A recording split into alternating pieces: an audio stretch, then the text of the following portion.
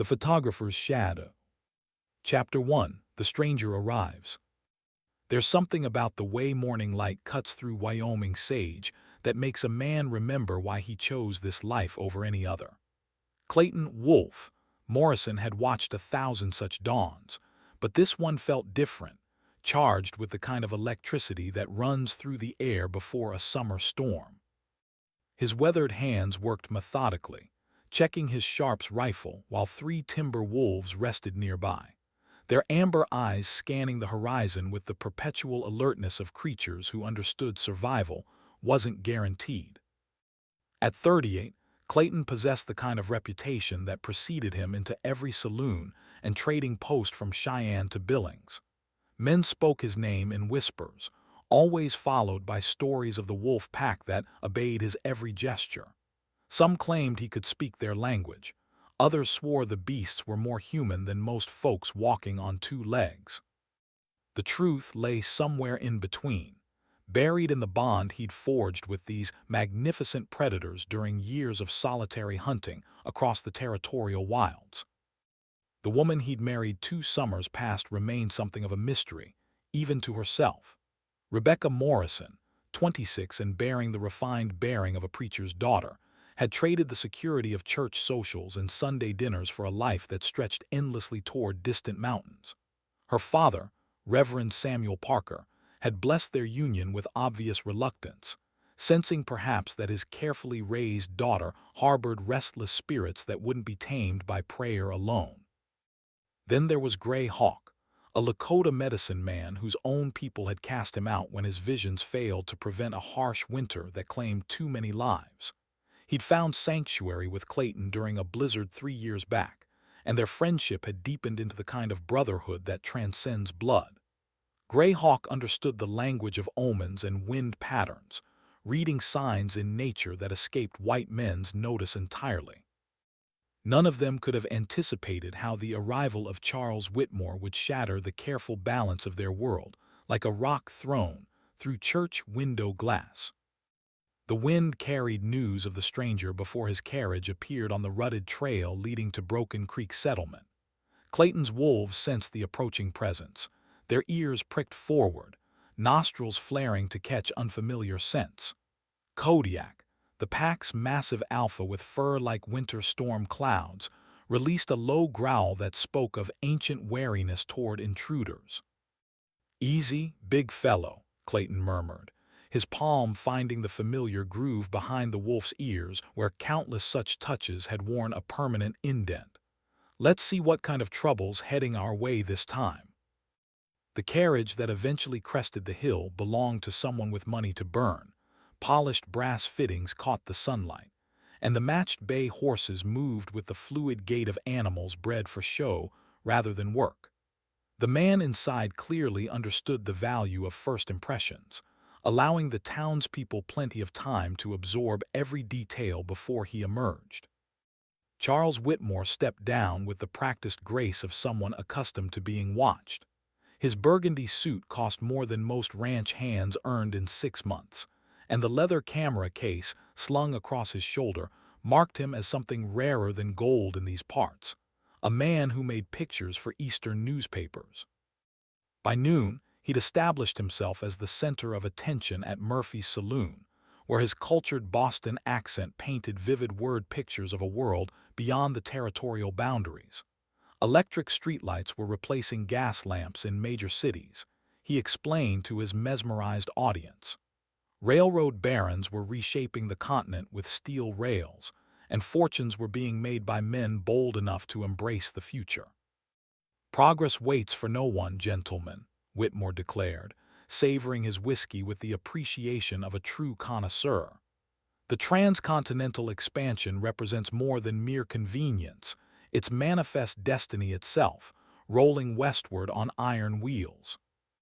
Rebecca Morrison chose that precise moment to enter the saloon, her presence altering the atmosphere like a match flame in a powder magazine. Though she carried herself with the modest dignity befitting a minister's daughter, something indefinable had changed in recent months, a restlessness that showed in the way her green eyes lingered on distant horizons visible through dirty windows. The stranger's gaze found hers across the crowded room, and time seemed to suspend itself like dust motes in afternoon sunlight. Whitmore possessed the kind of calculated charm that wealthy men cultivated like prize orchids, and he wielded it now with surgical precision. "Ma'am," he said, rising smoothly to his feet with a slight bow that managed to suggest both respect and familiarity. "Charles Whitmore, photographer and correspondent for Harper's Weekly. I have the honor of documenting the remarkable transformation occurring throughout our Western territories." "Rebecca Morrison," she replied, and though her voice remained steady, something flickered in her expression. The same look a caged songbird might wear upon glimpsing an open window. From his customary corner table, Gray Hawk observed this exchange with the focused intensity of a hawk studying field mice. Years of reading weather patterns and animal behavior had taught him to recognize dangerous currents beneath seemingly calm surfaces. Every instinct honed during his vision quest now screamed warnings about this smooth-talking Easterner. The Lakota holy man understood corruption the way wolves understood pack hierarchy, not through words or appearances, but through subtle emanations that spoke directly to the soul. This photographer carried the spiritual scent of decay, like fruit beautiful on the surface but rotten at the core. Meanwhile, 50 miles north in the Absaroka Range, Clayton Morrison was tracking the Crimson Bill gang through terrain that would challenge mountain goats. The notorious outlaws had butchered an entire family near Sheridan, parents, children, even the family dog, before burning their homestead and making off with whatever valuables they could carry. Such work required the kind of patience that came naturally to predators. Clayton moved through the wilderness like smoke, his wolves spread in formation to prevent escape routes. They'd been hunting these particular killers for 6 weeks, following a blood trail that led through 3 counties and countless sleepless nights. "Won't be much longer, boys," he whispered to his pack as they crested a windswept ridge overlooking Devil's Canyon. "These bastards picked the wrong family to murder." The wolves understood justice in its purest form, swift, final, and utterly without mercy for those who preyed on the innocent. They'd helped their human pack leader deliver that justice, just as nature intended. Back in Broken Creek, Rebecca found herself drawn to the stranger's stories like iron filings to a lodestone.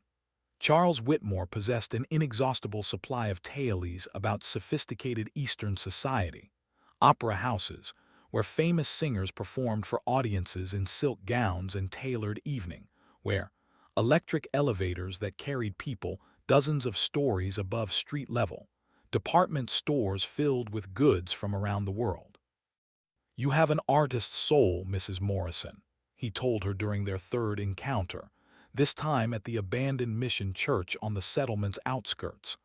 "I can see it in your eyes, that hunger for experiences beyond these endless prairies." His portable darkroom had transformed the old sacristy into something resembling a wizard's laboratory, with glass plates and chemical baths arranged on makeshift tables. The acrid smell of developing solution hung in the air like incense at a black mass.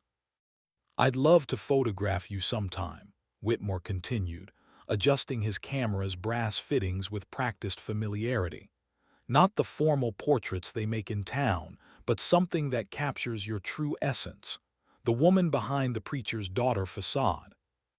Rebecca felt heat rise in her cheeks, though whether from embarrassment or something more dangerous, she couldn't say. "I'm not sure my husband would approve of such artistic expression."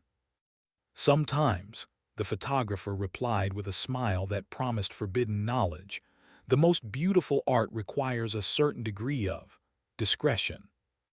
The seed was planted, waiting for the right conditions to sprout into something that would change everything. Chapter 2: The Seduction.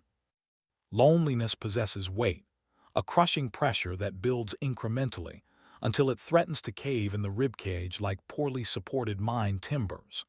Rebecca Morrison understood this particular burden with intimate familiarity, having carried it through countless days since Clayton departed on his latest hunting expedition.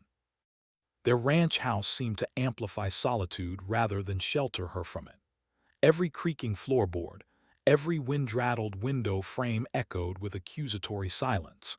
Even the wolves' nightly howling had vanished with their master, leaving behind an emptiness so complete it made her question whether sound itself had abandoned this God-forsaken corner of Wyoming. Charles Whitmore recognized such vulnerability the way card sharps recognize tells, instinctively, and with predatory appreciation. His morning constitutional just happened to take him past the Morrison, spread precisely, when Rebecca stepped onto her front porch to shake dust from kitchen rugs. His afternoon photography sessions coincidentally coincided with her weekly trips to the creek for washing clothes. "Remarkable light this morning," he'd comment, adjusting his camera's position to capture the way sunrise painted the Bighorn Mountains in shades of rose and gold. "The quality here surpasses anything I've encountered in Europe.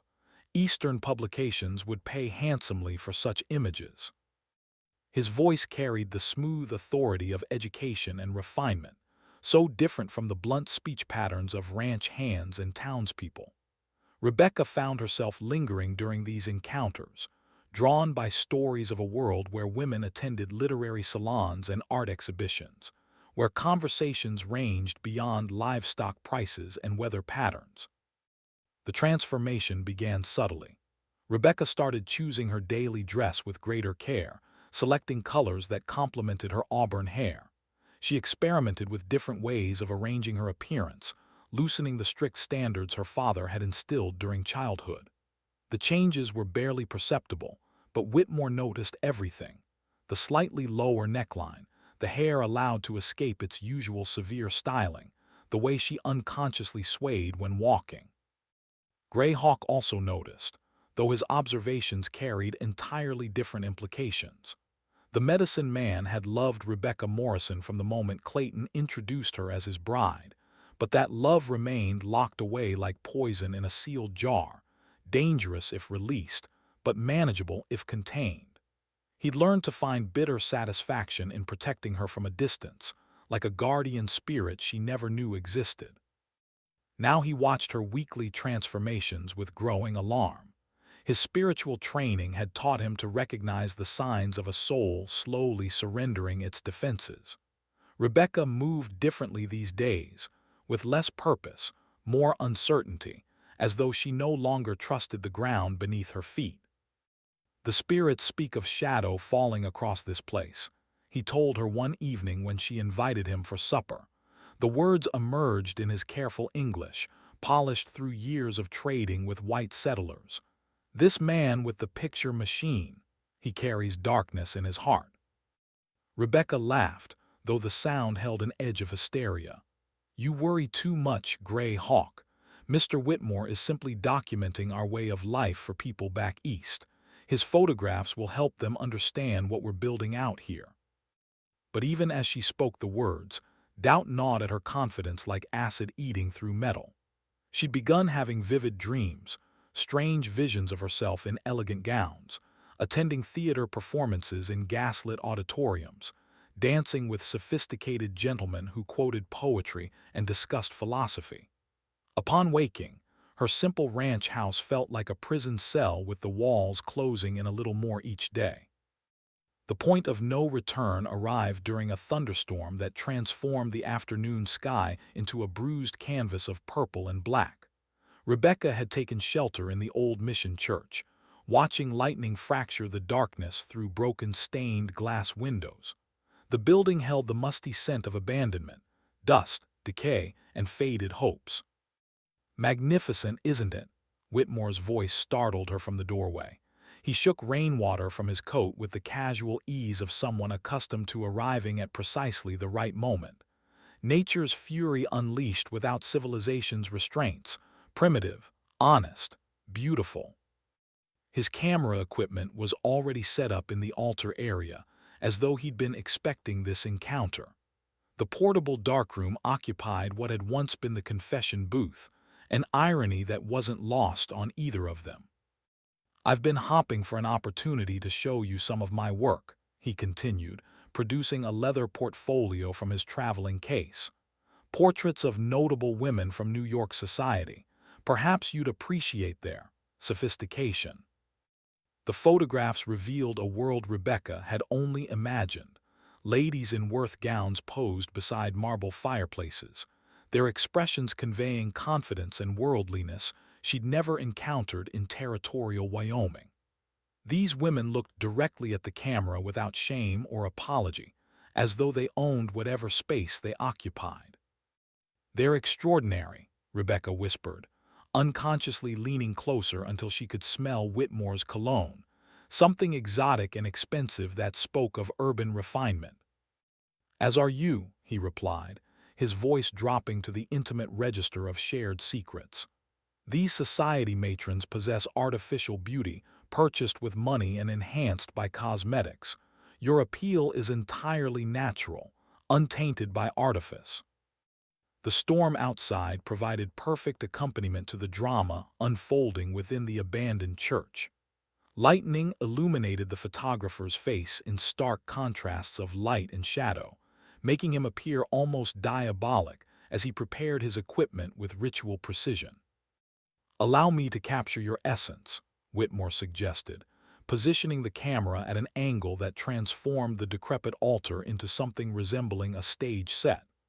"Not as the dutiful frontier wife, but as the passionate woman I glimpse beneath that carefully maintained exterior." Rebecca knew she should refuse. Every principle instilled by her father demanded immediate departure. But something stronger than moral training held her rooted in place, the desperate hunger of a spirit slowly dying from spiritual starvation.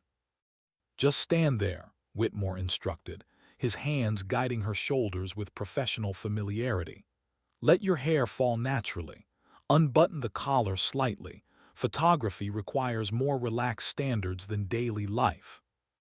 Each adjustment seemed innocent individually, but collectively they constituted a gradual abandonment of everything Rebecca had been taught about appropriate behavior.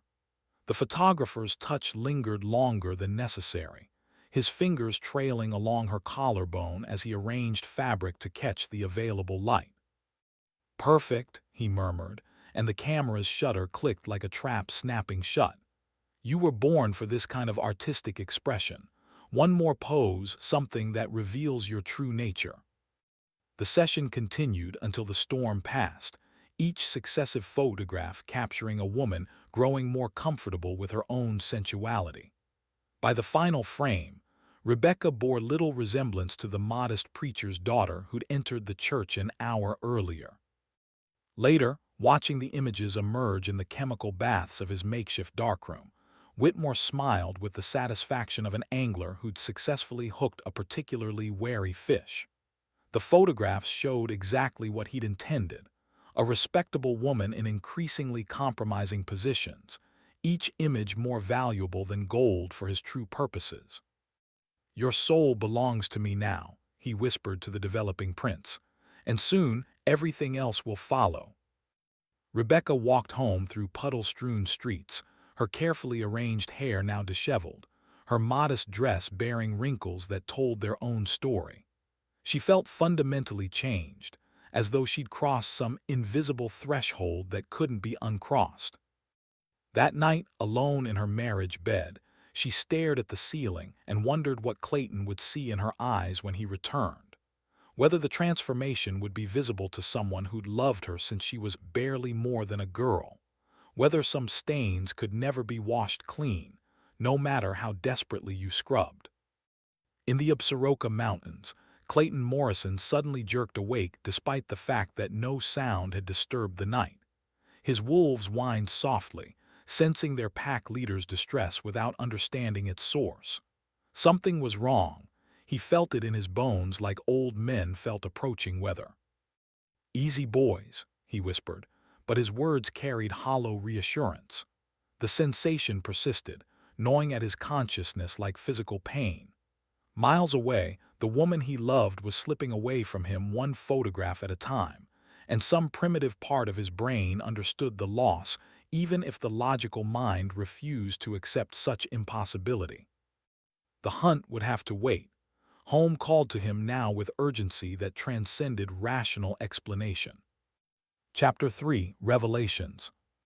Truth travels on night winds, carrying the scent of secrets across vast distances until it reaches those meant to bear witness. Greyhawk stood on the ridge overlooking Broken Creek Settlement, his weathered face turned toward stars that had guided his ancestors through countless generations of joy and sorrow.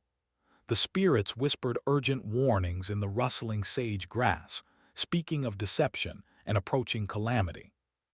Below, Charles Whitmore moved through the darkened streets like a well-dressed specter, his polished boots clicking against wooden sidewalks with metronomic precision.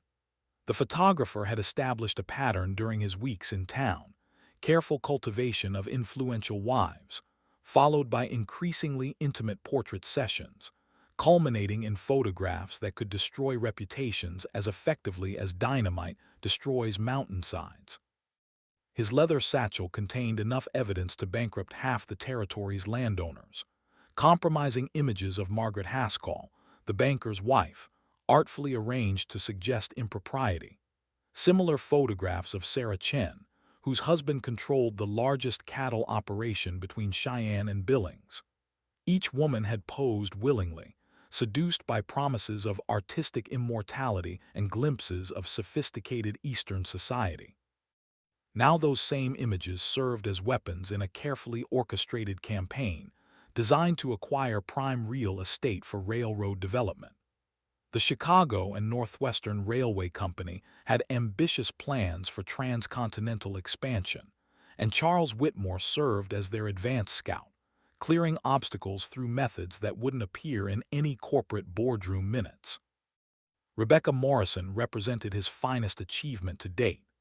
The preacher's daughter possessed natural beauty that translated magnificently to photographic plates, but more importantly, her husband's reputation commanded respect throughout the territorial law enforcement community. Neutralizing Clayton Morrison would eliminate the most significant threat to the railroad's expansion plans. Greyhawk had discovered this intelligence through methods his white friends would dismiss as superstition. Vision quests taught men to see beyond surface appearances, to recognize patterns invisible to untrained eyes. The photographer's true nature radiated malevolence like heat from a blacksmith's forge, impossible to ignore once you'd learned to perceive spiritual emanations. The medicine man descended from his hilltop observation post with the fluid silence of hunting wolves, his moccasined feet finding secure purchase on slopes that would challenge mountain goats. Years of exile had sharpened survival instincts to razor keenness. He could move through enemy territory without disturbing so much as a sleeping cricket. Whitmore's hotel room yielded its secrets easily. White men's locks posed no challenge to someone who'd learned patience from observing spider webs and perseverance from studying ant colonies. The photographer's arrogance had led him to leave incriminating documents scattered across his writing desk like autumn leaves. Railroad company correspondence revealed the full scope of the conspiracy.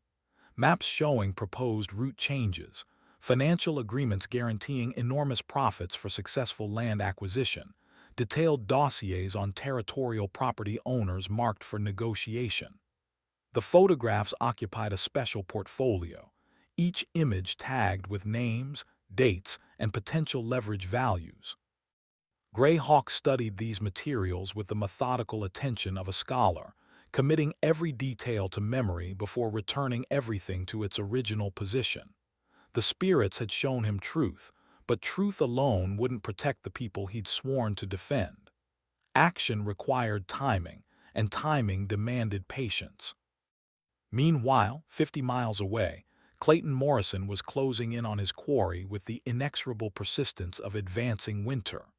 The Crimson Bill gang had made the fatal mistake of underestimating territorial justice, assuming their crimes would go unpunished in the vast wilderness between settlements. They'd forgotten that some men possessed the patience of predators and the memory of elephants. Clayton had tracked killers across 3 states, through blizzards that claimed lesser men's lives, over terrain so hostile it served as its own fortress. But fortresses meant nothing to wolves who hunted as coordinated units, and the Crimson Bill Gang was about to learn that lesson with permanent finality. "There," Clayton whispered to his pack, pointing toward smoke rising from a sheltered canyon. "6 men, probably armed with repeating rifles. They've got supplies for maybe another week, but they're getting careless." Kodiak's massive head tilted in acknowledgement, yellow eyes reflecting ancient understanding. The other wolves, Storm and Luna, positioned themselves according to hunting patterns evolved over millennia. They would strike at dawn, when human reflexes operated at their slowest, when desperation made men stupid. Justice moved on 4 legs, as well as 2, in this unforgiving landscape. Back in Broken Creek, Rebecca Morrison stood before her bedroom mirror, studying a reflection she no longer fully recognized. The woman staring back possessed subtle differences that accumulated into fundamental transformation. Hair styled with greater attention to effect, clothing chosen to emphasize rather than conceal feminine attributes, posture suggesting confidence bordering on defiance. More significantly, she'd begun experiencing symptoms that could no longer be attributed to nervous tension. Morning sickness arrived with clockwork regularity, accompanied by a sensitivity to previously tolerable odors. The signs pointed toward pregnancy, but timing raised questions she wasn't prepared to answer. Clayton had departed on his hunting expedition nearly 4 months ago. Their most intimate encounter had occurred the night before his departure, a farewell coupling that had carried the desperation of lovers sensing imminent separation. But the dates didn't align properly with her current condition, allowing for troubling alternative explanations. Charles Whitmore's seduction had progressed far beyond photographic sessions in abandoned churches. Their relationship now included clandestine meetings at his hotel, afternoons spent in ways that would scandalize the territorial presbytery. Rebecca told herself, these encounters represented freedom from oppressive moral constraints, but deeper examination revealed motivations rooted in rebellion rather than genuine affection. The photographer offered escape from a life circumscribed by duty and expectation. He painted word pictures of urban sophistication, concert halls, art galleries, literary salons where intelligent women engaged in stimulating discourse without apologizing for their education. Such possibilities seemed worth considerable risks, including the betrayal of marriage vows made before God and congregation. But pregnancy complicated everything. A child required acknowledgement, and acknowledgement demanded choices that couldn't be postponed indefinitely. Rebecca found herself caught between confession and deception, each option carrying consequences that extended far beyond personal preference. "You seem troubled, child," Gray Hawk observed when she visited his cabin for herbal remedies to combat nausea. The medicine man possessed uncanny ability to diagnose ailments that transcended physical symptoms. "Just tired," Rebecca replied, avoiding his penetrating gaze. "Clayton's absence affects me more than I expected." "The spirits whisper of storms approaching," Gray Hawk continued, his voice carrying the weight of prophetic certainty. "Not rain clouds, but human tempests that leave deeper wounds. This photographer brings danger to everyone he touches." Rebecca's defensive response revealed more than she intended. "Mr. Whitmore has shown me nothing but courtesy and respect. Perhaps your spirits are mistaken this time." The medicine man's smile held infinite sadness. "Spirits never lie, child. Only people refuse to hear truth when it contradicts their desires." That evening, Charles Whitmore made his most audacious proposition yet. They were meeting in the abandoned church for what she'd assumed would be another portrait session, but his demeanor suggested different intentions. "I've received word from my editors," he announced, producing a telegram from his vest pocket. "They want me to return to New York immediately. There's a position available, senior correspondent for westward expansion coverage. the salary would support a comfortable lifestyle. Rebecca felt her pulse accelerate. That sounds like a wonderful opportunity for you. For us, Whitmore corrected, moving closer until she could feel his breath against her cheek. Come with me, Rebecca. Leave this god-awful wilderness and discover what life has to offer beyond these endless prairies.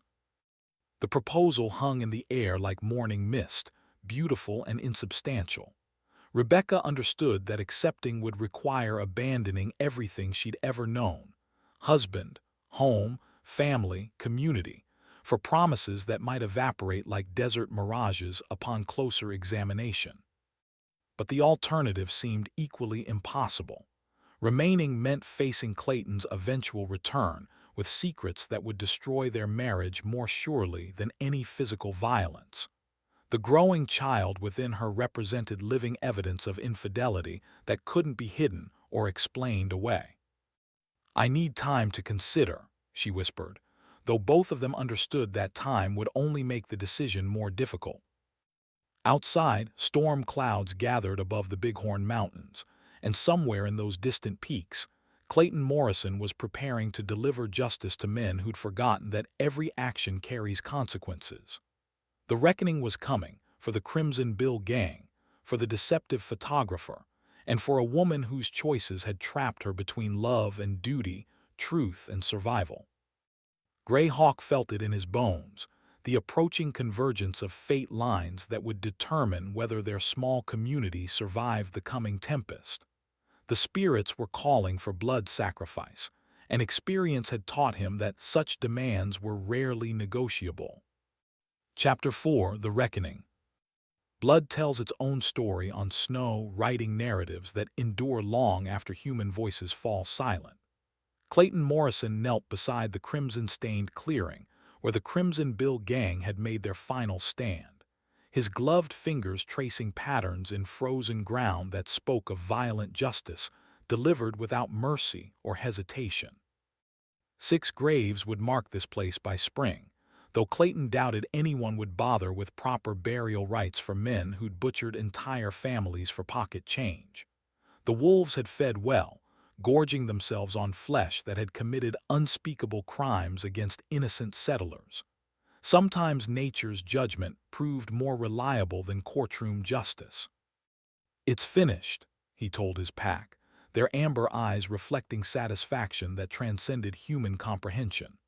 Kodiak's massive frame still bore scratches from the final confrontation when Bill Morrison, no relation despite sharing the surname, had tried to brain the wolf with a rifle butt.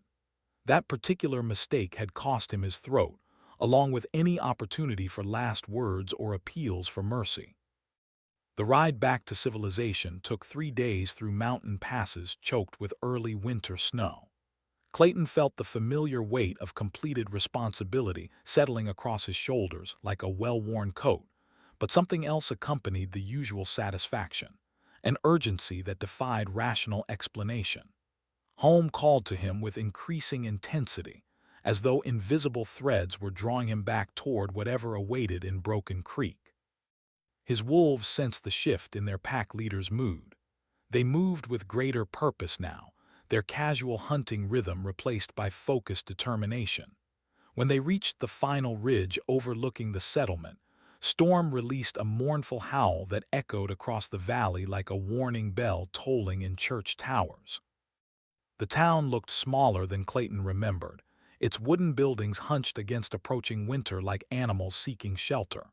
Smoke rose from chimneys in straight columns, dissipating into gray skis that promised fresh snowfall before nightfall.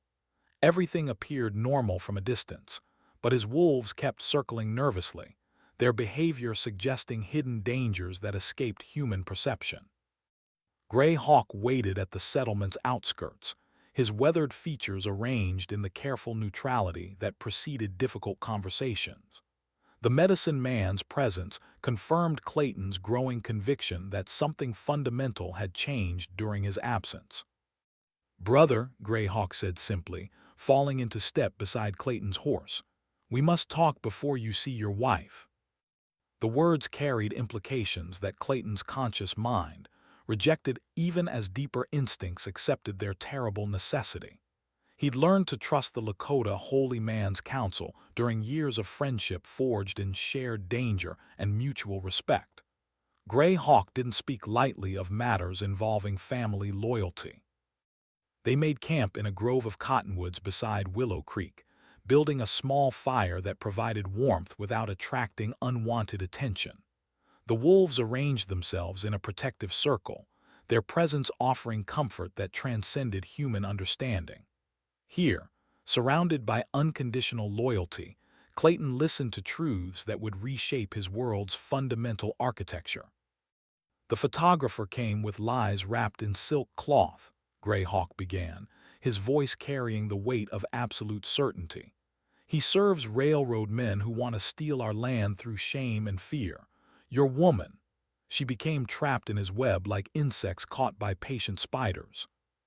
Clayton's hands remained steady as he fed kindling to the flames, but something cold and deadly began spreading through his chest cavity. Explain. The medicine man's words painted pictures that Clayton would have preferred to never see. Rebecca's gradual seduction, the compromising photographs, the growing intimacy that had progressed far beyond artistic expression. Each revelation felt like physical blows, methodically destroying beliefs that had sustained him through months of dangerous solitude. She carries a child, Gray Hawk concluded quietly. Whether yours or his, only time will tell. The fire crackled between them, while Clayton absorbed information that rearranged his entire understanding of reality. The woman he'd loved since she was barely more than a girl had betrayed their marriage vows, with a smooth-talking stranger who collected such betrayals like other men collected coins. The child growing within her might represent either blessing or curse, depending on timing that couldn't be determined until birth revealed the truth. But perhaps most painful was the realization that his wolves had known. Their behavior around Rebecca during his previous returns home suddenly made sense. The subtle wariness, the reluctance to accept her attention, the way they'd positioned themselves between her and their pack leader. Animals understood deception instinctively, recognizing unfaithfulness through scent markers invisible to human awareness. "Where is he now?" Clayton asked, his voice carrying the same quiet intensity that preceded hunting expeditions. "The hotel, planning to leave on tomorrow's stage, taking your woman with him to Chicago, then New York." Gray Hawk's black eyes reflected dancing firelight. He believes himself clever, this picture man, but cleverness means nothing when wolves hunt. Clayton stood, his movements carrying the controlled precision of predators preparing for the kill. His pack rose in unison, sensing the shift from contemplation to action. The time for words had passed. Now came the hour of accounting. "This ends tonight," he said, checking his weapons with automatic efficiency. "But first I need to see her, to hear from her own lips what she's chosen." The confrontation with Rebecca unfolded in their marriage bed, surrounded by furniture they'd selected together during happier times. She sat propped against pillows, her auburn hair loose around shoulders that seemed frailer than Clayton remembered. Pregnancy had already begun changing her body in subtle ways, fuller curves, deeper color in her cheeks, a luminous quality that spoke of new life growing within. "You know," he said without preamble, standing in the doorway like an avenging angel, "about him, about everything." Rebecca's green eyes widened, but she didn't attempt denial. Perhaps exhaustion had finally overcome deception's energy requirements. "How long have you known?" "Long enough." Clayton moved into the room with careful steps, approaching like he might approach a wounded animal capable of unexpected violence. "The question now is what happens next." "I'm leaving," she whispered, her words barely audible above the wind-rattling window glass. "Tomorrow morning, Charles has offered me a new life in New York, away from all this emptiness." "And the child?" Her hand moved instinctively to her still flat stomach. "I don't know whose it is. The timing could be either. I just don't know."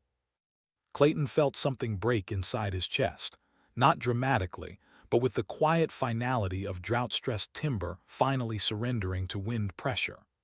The woman he'd married, the woman he'd loved beyond reason or restraint, was confessing to betrayal so complete it encompassed both body and soul.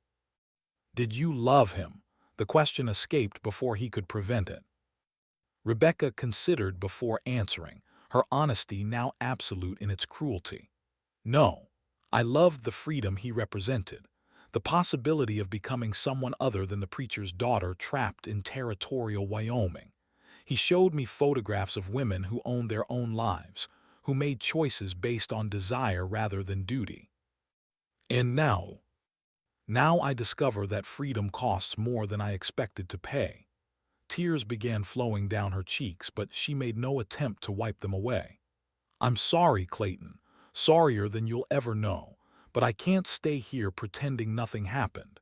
Every day would be a lie, and eventually lies poison everything they touch. Clayton understood. Perhaps that understanding represented the cruelest betrayal of all, that he could see her perspective even while it destroyed everything he'd built his life around.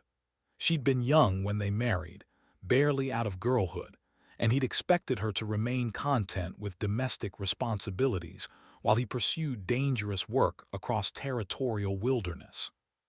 The photographer had offered her visions of a larger world, and those visions had proved more seductive than marriage vows sworn before God and community. Clayton couldn't blame her for wanting more than endless isolation, broken only by his periodic returns from hunting expeditions. But understanding didn't eliminate consequences. Some choices created wounds that never healed properly, leaving scars that ached during storms for the rest of your natural life. I won't stop you, he said finally, but I can't let him leave, not after what he's done to other families in this town. Rebecca's face went pale. What do you mean? Ask your photographer about Margaret Haskell, about Sarah Chen, about all the other women he's photographed in compromising positions before threatening their husbands with public exposure unless they sell their land at below-market prices. Clayton's voice carried the weight of absolute conviction. You weren't his first victim, Rebecca, just his most important target. The truth hit her like physical violence, doubling her over with the force of sudden understanding. She'd believed herself special, chosen for artistic immortality by a sophisticated man who recognized her hidden depths. Instead, she'd been another mark in an elaborate confidence scheme designed to separate honest settlers from their property. No, she gasped, but even as she spoke the denial, her memory supplied confirming evidence. Conversations where Whitmore had steered discussion toward land values, questions about Clayton's influence with territorial law enforcement, subtle inquiries about their property's boundaries and mineral rights. Outside, Gray Hawk materialized from shadows like a hunting spirit, his weathered face grim with purpose. The medicine man had armed himself with traditional weapons, knife, tomahawk, bow, tools that killed silently and left distinctively Native American signatures. Sometimes the old ways proved most effective for delivering ancient justice. The hotel's night clerk never heard them coming.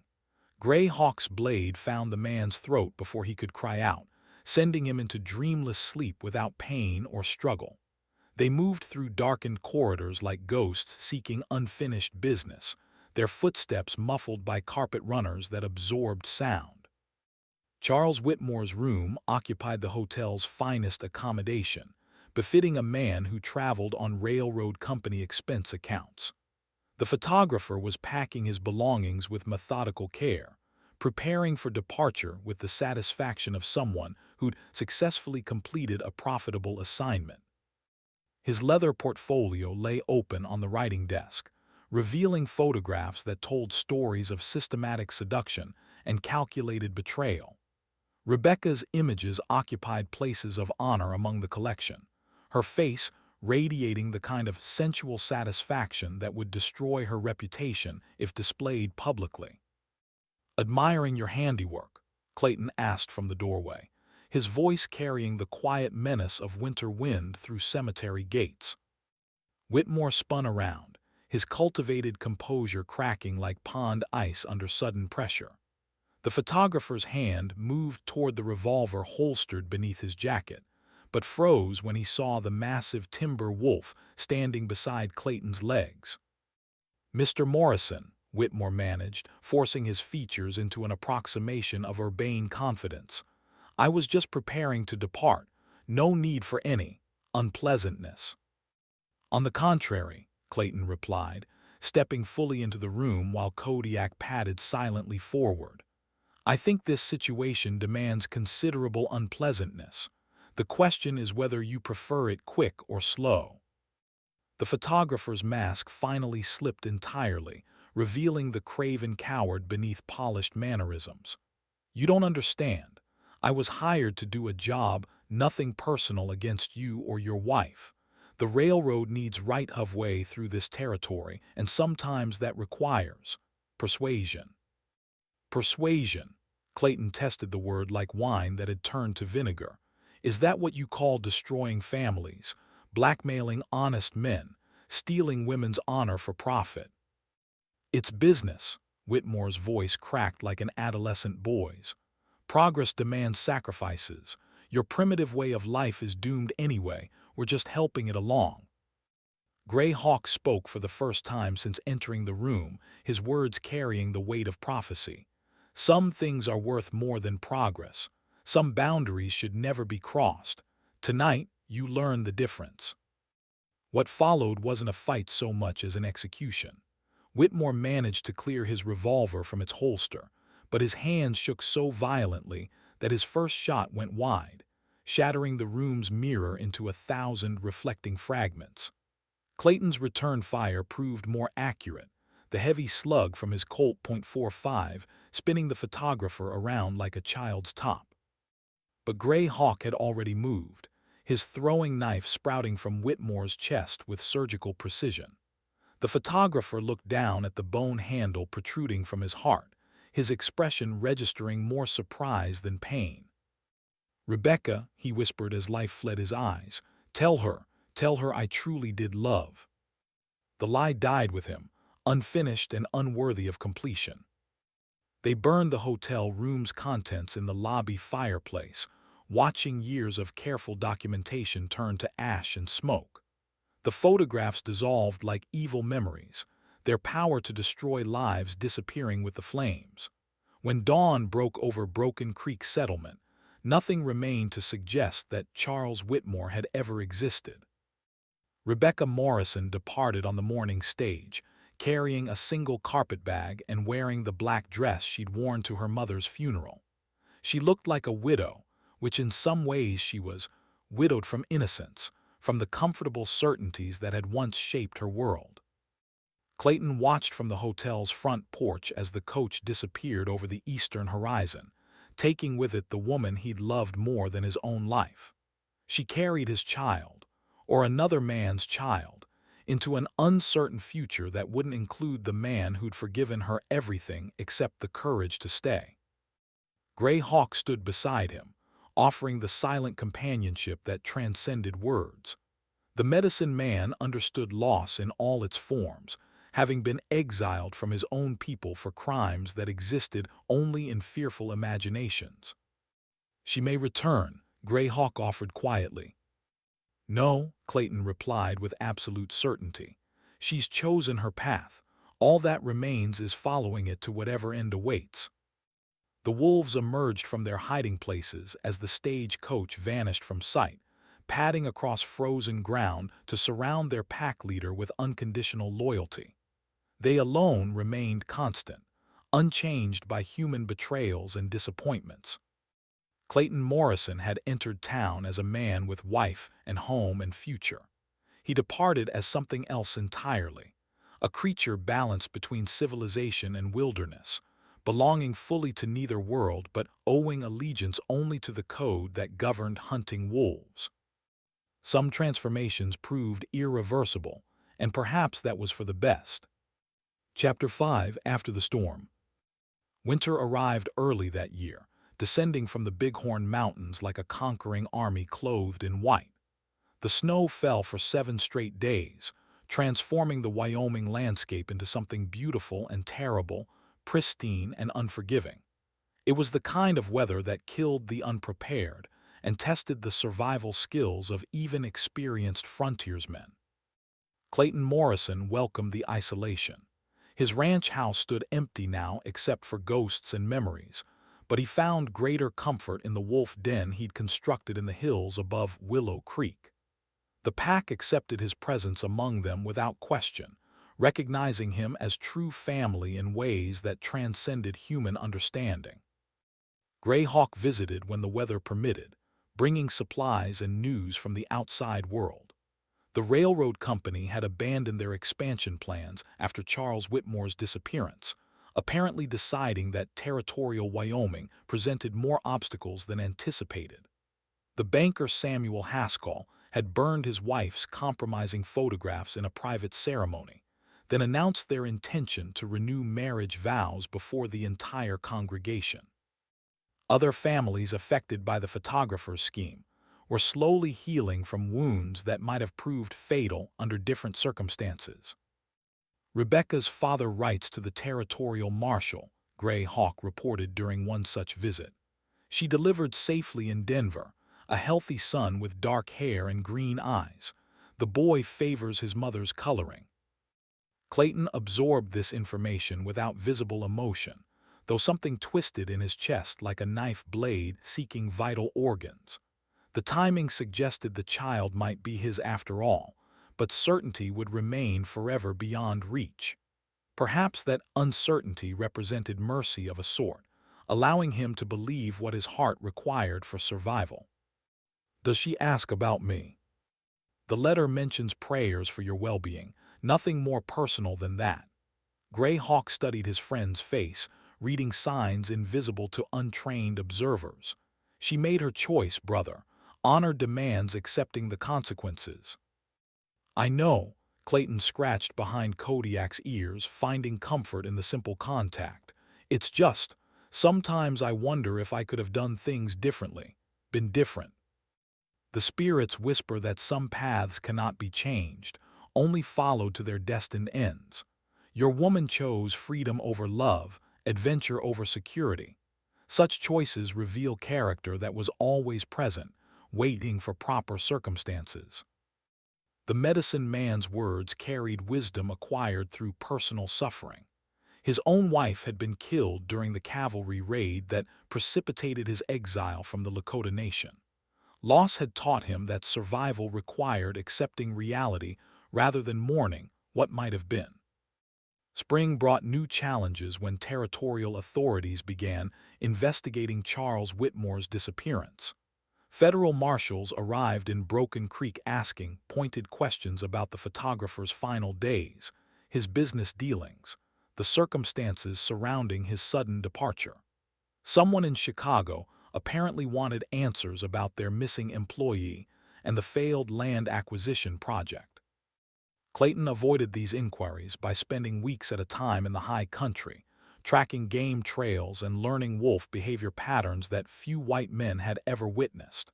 His human needs simplified to basic survival requirements: shelter, food, protection from predators.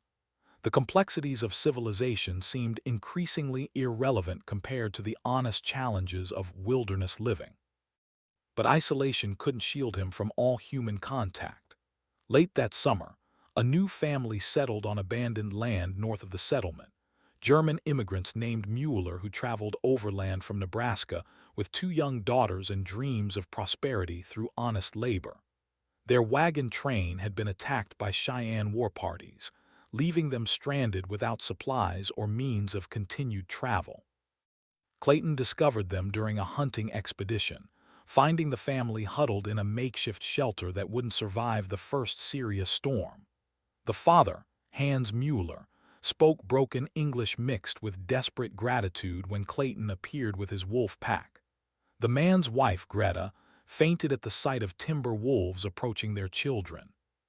Please, Mueller begged, positioning himself between his family and the perceived threat. We have nothing of value. Take what you want, but spare my daughters.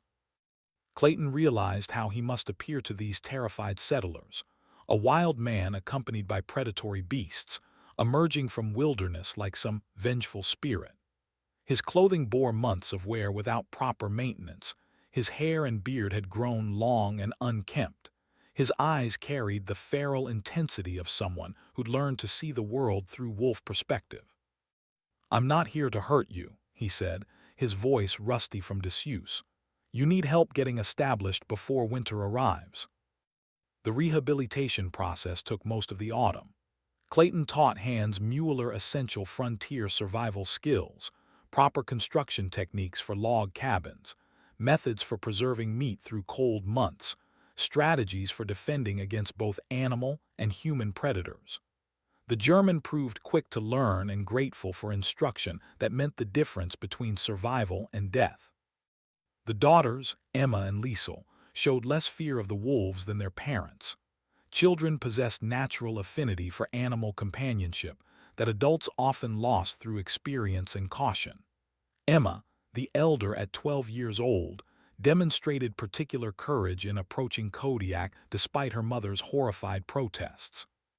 "The big wolf likes me," she announced in accented English, her small hand buried in the massive animal's silver fur. "He protects children from bad men." Her innocent observation carried more accuracy than she realized. The wolves had indeed become protectors of those who couldn't defend themselves, serving justice in territories where legal authority remained distant and uncertain. Clayton had evolved beyond simple bounty hunting into something resembling a guardian spirit for honest settlers threatened by human predators. Word of his activities spread through territorial communities like whispered legends. Stories claimed that a wolf man haunted the mountain regions, appearing when needed to punish those who preyed on innocent families. Some accounts described him as a ghost seeking vengeance for personal wrongs. Others suggested he was an Indian shaman who'd learned to command spirit animals. The reality proved both more mundane and more complex. Clayton Morrison had simply chosen to live according to natural law rather than human statute, following the same code that governed his wolf pack: protection for family members, death for those who threatened the community, loyalty that transcended individual desire. Gray Hawk understood this transformation better than anyone. The medicine man had witnessed similar changes in warriors who'd lost everything that connected them to tribal society. Such men became bridges between worlds, no longer fully human, but retaining enough humanity to serve as protectors for those still bound by civilization's constraints. "You carry great medicine now," Gray Hawk told him during their final meeting before the snows arrived. "The spirits speak of you as one who walks between light and shadow, bringing balance to places where evil grows strong." "I don't feel like medicine," Clayton replied. "Most days I feel like something broken that can't be properly repaired." All-powerful medicine requires breaking first. The spirits remake us according to purposes we cannot see while we live them. Your woman's betrayal created the wound that allowed new power to enter. Her child may grow to understand this gift, even if she never does. The old Indian departed before dawn, returning to whatever shelter he'd found among his adopted people. Clayton never saw him again, though wolf howls sometimes carried messages that spoke of continued friendship across the vast distances that separated their chosen paths. Years passed. Rebecca Morrison became Rebecca Henderson after marrying a Denver businessman who adopted her son, without asking uncomfortable questions about paternity.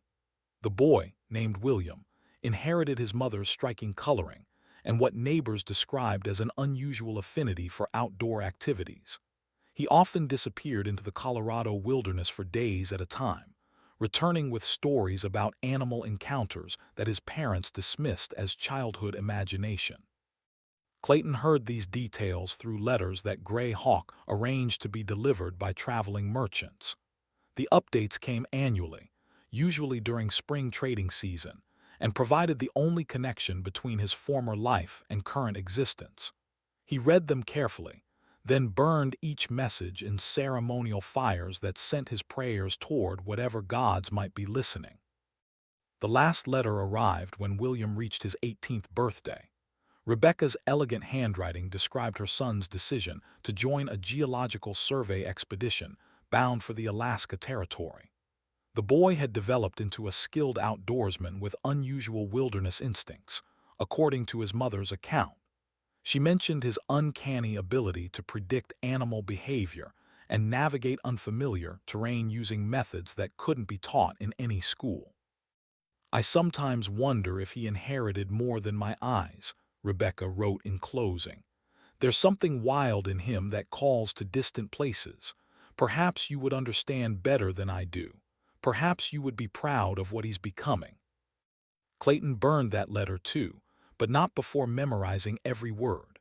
Somewhere in the Alaska wilderness, a young man with green eyes and dark hair was following paths that might eventually lead him back to the Wyoming mountains where his story began.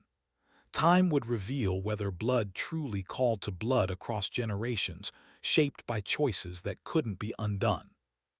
Until then, Clayton Morrison would continue his chosen existence among the wolves, serving as guardian and protector for those who needed such services. The transformation that began with betrayal had created something new, not the man he'd planned to become, but perhaps the man this particular world required. Some purposes revealed themselves only through loss, and perhaps that was how it was meant to be. The legend of the Wyoming Wolf Man persists in regional folklore, told around campfires by those who claim to have witnessed his interventions on behalf of threatened settlers. Whether these stories reflect historical fact or wishful thinking remains a matter of personal belief. But on certain clear nights, when mountain winds carry the sound of wolf songs across vast distances, listeners sometimes detect notes that seem too intelligent for purely animal communication, as though some things transcend the boundaries between human and wild, creating connections that endure beyond individual lifetimes.